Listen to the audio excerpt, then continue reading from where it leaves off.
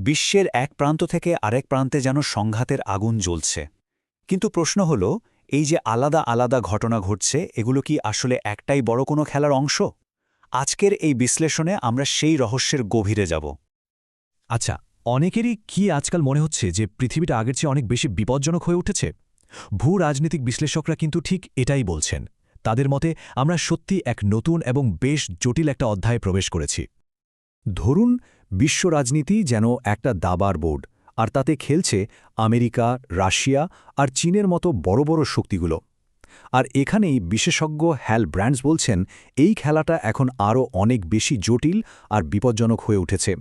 চলুন দেখি এই নতুন খেলার নিয়মকানুনগুলো ঠিক কী এবং এর প্রভাব কোথায় কোথায় পড়ছে। তো এই যে এত জটিল একটা পরিস্থিতি, এটা বুঝতে হলে আমাদের কয়েকটা ধাপে এগোতে হবে। প্রথমে আমরা বুঝব এই নতুন প্রতিযোগিতাটা আসলে কি। তারপর দেখব আমেরিকার চালগুলো কেমন, রাশিয়া আর চীনের পাল্টা চালেই বা কী, মাঝখানে আটকে পড়া দেশগুলোর অবস্থাই বা কতটা সঙ্গীন, এবং সবশেষে জানার চেষ্টা করব এই খেলার শেষটা কেমন হতে পারে। একটা সময় ছিল, ভাবুন তো, যখন আমেরিকা ছিল বিশ্বের একছত্র অধিপতি, মানে ক্লাসের সবচেয়ে পাওয়ারফুল ছাত্রের মতো। কিন্তু এখন দিন বদলে গেছে। চীন, রাশিয়ার মতো আরও কয়েকটি শক্তি মাঠে নেমেছে। আর এটাই হল বহু মেরুর বিশ্ব, যেখানে ক্ষমতার কেন্দ্রবিন্দু একটাই নয়, বরং অনেকগুলো। ভূরাজনীতির ভাষায় একেই বলা হয় গ্রেট পাওয়ার কম্পিটিশন। নামটা শুনতে বেশ ভারী মনে হলেও ব্যাপারটা কিন্তু বেশ সোজা। সোজা কথায় এটা হলো বিশ্বের বড় বড় শক্তিগুলোর মধ্যে প্রভাব, সম্পদ আর ক্ষমতার জন্য একটা রুদ্ধশ্বাস দৌড়। কে কাকে পেছনে ফেলবে সেই চেষ্টাই চলছে। এবার আসা যাক আমেরিকার কথায়। তাদের এখনকার পররাষ্ট্রনীতিকে বলা হচ্ছে ডিল মেকার বা লেনদেন ভিত্তিক। এর মানে হল তারা এখন দীর্ঘমেয়াদী সম্পর্কের চেয়েও বেশি গুরুত্ব দিচ্ছে তাৎক্ষণিক লাভ ক্ষতির হিসাবকে। আর এই নীতির কারণেই ভারত ও চীনের মতো দুটি গুরুত্বপূর্ণ দেশের সাথে তাদের সম্পর্কে নতুন করে জটিলতা তৈরি হয়েছে। দেখুন, চীনকে সামলানোর জন্য ভারতের সাথে বন্ধুত্বটা আমেরিকার জন্য খুবই জরুরি ছিল। সবাই ধরে নিয়েছিল যে এই সম্পর্কটা দিন দিন আরও মজবুত হবে। কিন্তু অবাক করা ব্যাপার হলো, সামান্য বাণিজ্য শুল্ক বা রাশিয়া থেকে ভারত তেল কিনছে, এসব ছোটখাটো বিষয় নিয়ে দর কষাকষি করতে গিয়ে আসল যে স্ট্র্যাটেজিক লক্ষ্য, সেটাই যেন হারিয়ে যাচ্ছে। মানে, স্বল্পমেয়াদী লাভ দীর্ঘমেয়াদী কৌশলের পথে বাধা হয়ে দাঁড়াচ্ছে। চীনের সাথে আমেরিকার সম্পর্কটা অনেকটা দড়ি টানাটানির মতো।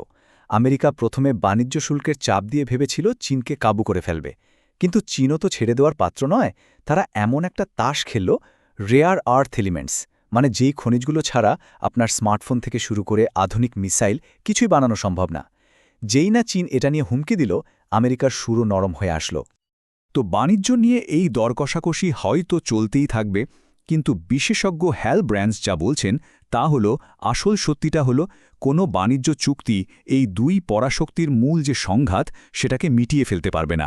তাদের সম্পর্কটা মৌলিকভাবেই সাংঘর্ষিক থাকবে, কারণ তারা শুধু বাজারের জন্য লড়ছে না, তারা লড়ছে ভবিষ্যতে দুনিয়াটা কে নিয়ন্ত্রণ করবে সেই জন্য। আমেরিকা যখন তার ডিল মেকিং নিয়ে ব্যস্ত, তখন কিন্তু রাশিয়া আর চীন হাত গুটিয়ে বসে নেই। তারা বিশ্বের বিভিন্ন উত্তপ্ত জায়গায় নিজেদের প্রভাব বাড়িয়েই চলেছে, আর তাতে পরিস্থিতি আরও বিপজ্জনক হয়ে উঠছে। উদাহরণ হিসেবে দক্ষিণ চীন সাগরের কথাই ধরুন। এটা বিশ্বের অন্যতম ব্যস্ত একটা বাণিজ্যিক রুট, আর ঠিক সেখানেই চীন তার সামরিক শক্তি প্রদর্শন করছে। সম্প্রতি ফিলিপাইনের জাহাজের সাথে তাদের যে সংঘর্ষ হয়েছে, তা একটা ছোট্ট স্ফুলিংয়ের মতো, যা থেকে বড় ধরনের আগুন জ্বলে উঠতে পারে। বিশেষজ্ঞরা এখানে একটা ভয়ঙ্কর সম্ভাবনার কথা বলছেন, অনেকটা ডোমিনো এফেক্টের মতো। ভাবুন, একবার চীনের সাথে কোনো সংঘর্ষে যদি ফিলিপাইনের একজন সেনাও মারা যান, তাহলে সাথে সাথেই একটা পুরনো চুক্তি সক্রিয় হয়ে যাবে। আর সেই চুক্তি অনুযায়ী আমেরিকাকে কিন্তু ফিলিপাইনের সাহায্যে এগিয়ে আসতেই হবে। এর ফল কি হতে পারে? দুটো পারমাণবিক শক্তি একেবারে মুখোমুখি। দক্ষিণ চীন সাগরের পর সবচেয়ে উত্তপ্ত জায়গা হল তাইওয়ান। চীন এখন যা করছে তা হল প্রায় প্রতিদিনই তাইওয়ানের আকাশসীমার খুব কাছে যুদ্ধবিমান পাঠাচ্ছে, চারপাশে নৌবাহিনীর মোহরা দিচ্ছে। এর মাধ্যমে তার একটা পরিষ্কার বার্তা দিচ্ছে, আর বার্তাটা হল, আমরা তৈরি, যখন ইচ্ছে তোমাদের চারদিক থেকে ঘিরে ফেলতে পারি। এই পরিস্থিতিকে বিশেষজ্ঞ একটি মাত্র শব্দগুচ্ছ দিয়ে ব্যাখ্যা করেছেন, একটি খারাপ সমন্বয়। কিন্তু কেন? কি এমন মিশেছে যা পরিস্থিতিকে এতটা ভয়ঙ্কর করে তুলছে? আসলে এই খারাপ সমন্বয়টা একটা বিস্ফোরক মিশ্রণের মতো। একদিকে চীনের মনে ভয় জন্মাচ্ছে যে তাইওয়ান বুঝি রাজনৈতিকভাবে তাদের হাত থেকে পুরোপুরি বেরিয়ে যাচ্ছে, আর অন্যদিকে জোর করে তাইওয়ান দখল করার মতো সামরিক শক্তিও তাদের হাতে চলে আসছে। এই ভয় আর শক্তি যখন এই দুটো জিনিস একসাথে হয়, তখনই কিন্তু সংঘাতের ঝুঁকি বহুগুণ বেড়ে যায়। বড় শক্তিগুলোর এই দড়ি টানাটানিতে সবচেয়ে বেশি বিপদে পড়ে ছোট দেশগুলো। এর সবচেয়ে ভালো উদাহরণ সম্ভবত কোরীয় উপদ্বীপ। মনে হচ্ছে যেন পুরো বিশ্বের উত্তেজনা এক জায়গায় এসে জমাট বেঁধেছে।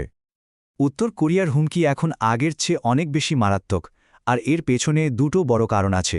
এক, তাদের হাতে থাকা আধুনিক অস্ত্রশস্ত্র, আর দুই, এখন তাদের পাশে দাঁড়িয়েছে রাশিয়ার মতো এক শক্তিশালী মিত্র। এমনকি ইউক্রেনের যুদ্ধক্ষেত্রে রাশিয়ার হয়ে যুদ্ধ করার মধ্য দিয়ে তাদের সেনারা সরাসরি যুদ্ধের অভিজ্ঞতা পাচ্ছে, যা আগে কখনো হয়নি।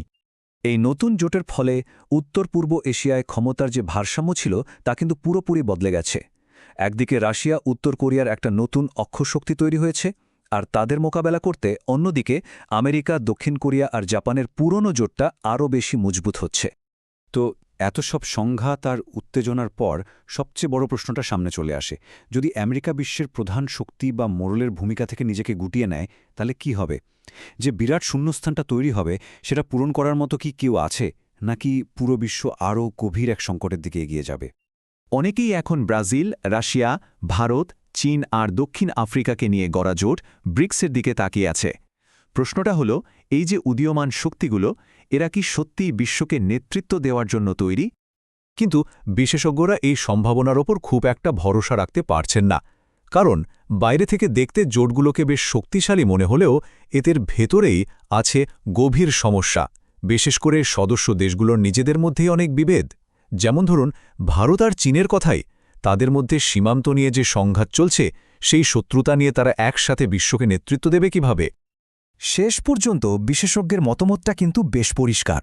তার মতে বিশ্ব পরিস্থিতি যতই বদলাক না কেন, একটা স্থিতিশীল অবস্থা বজায় রাখার জন্য আমেরিকার শক্তি আর তার ভূমিকা এখনও অপরিহার্য।